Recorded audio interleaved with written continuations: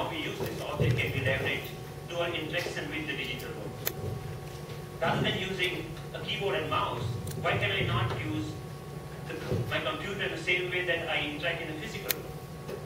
So I started this exploration around 8 years back, and it literally started with a mouse on my desk, and then put in a one line.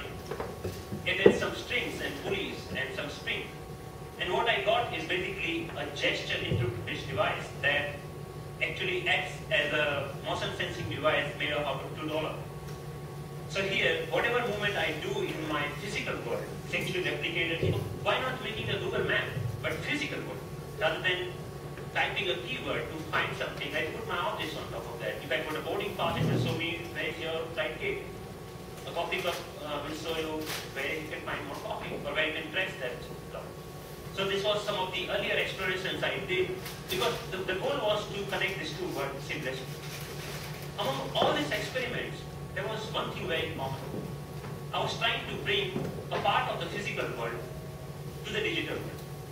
I was taking some part of the objects or anything intuitiveness of the real life and bringing them to the digital world. Because the goal was to make our computing internet bike helmet, put a little bit cut over there so that project actually fits nicely. So now what I can do, I can augment the world around me with this digital information. But later I realized that I actually wanted to interact with those digital pixels also. So I put a small camera over there that acts as a digital eye.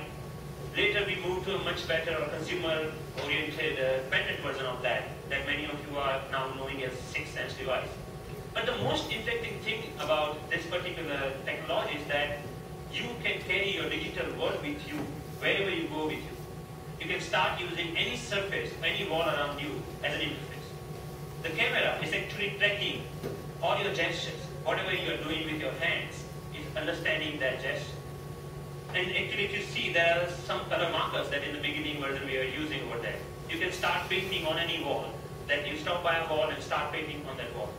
But we are not only tracking here one finger, we are giving you the freedom of using all the both of hands. So you actually can use both of your hands to zoom into or zoom out a map just by pinching operation. The camera is actually doing, which is more intuitive to use in some sense. But I'm more excited that you can actually take it outside. Rather than getting your camera out of your pocket, you can just do the gesture of taking a photo, and it takes photo for you. Right?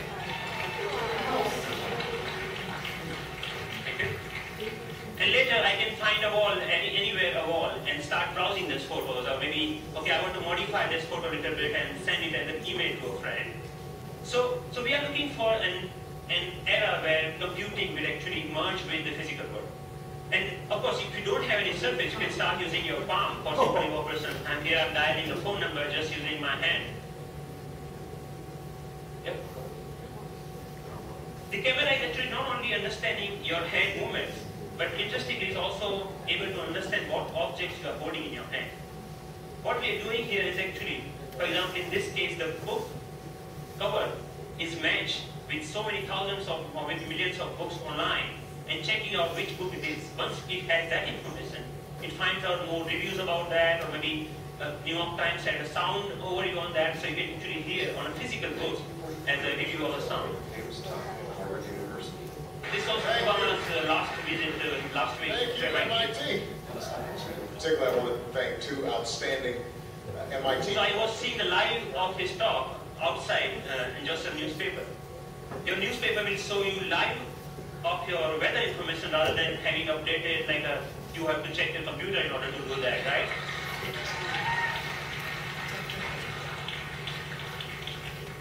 When I'm going back, I can just use my boarding pass and to check, oh, my flight has been how much delayed. Because at that particular time, I'm not feeling of opening my iPhone and checking out a particular icon.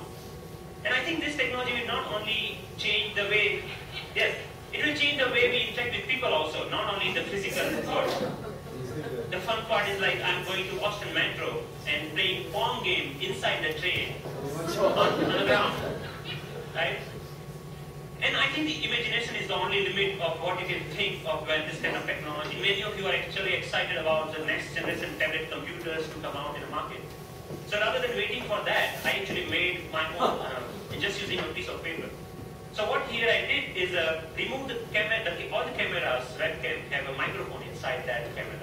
I removed that microphone from that, and then just pinch that, just make a clip out of that microphone and clip that to a piece of paper, any paper that you found around. So now this sound of the touch is exactly getting me where exactly I'm touching the paper.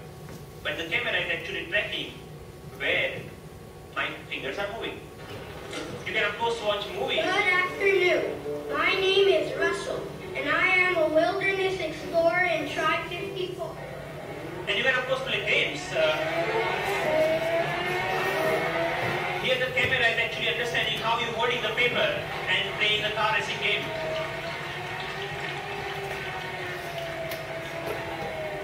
Many of you already must have thought, okay, you can browse. Yeah, of course you can browse to any website. So you can do all sort of computing on a piece of paper wherever you need it.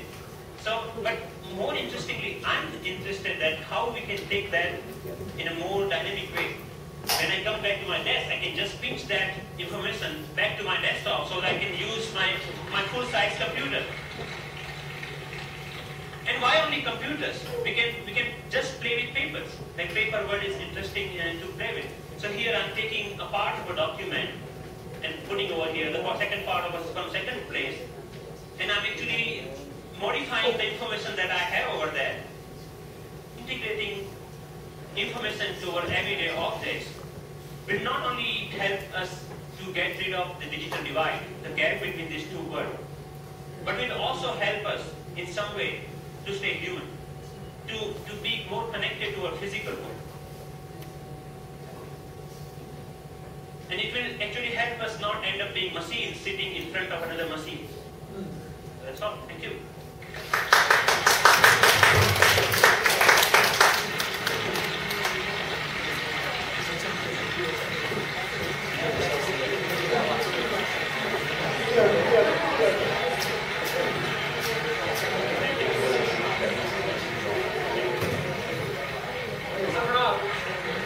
First of all, I mean, you're a genius. This is incredible.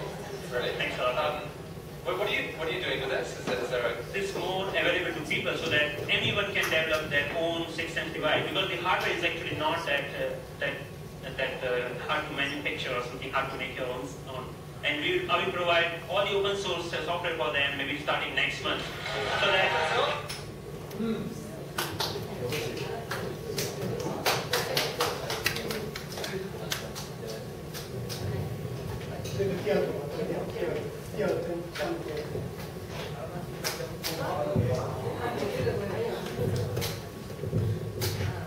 好，祝福大家，谢谢各位。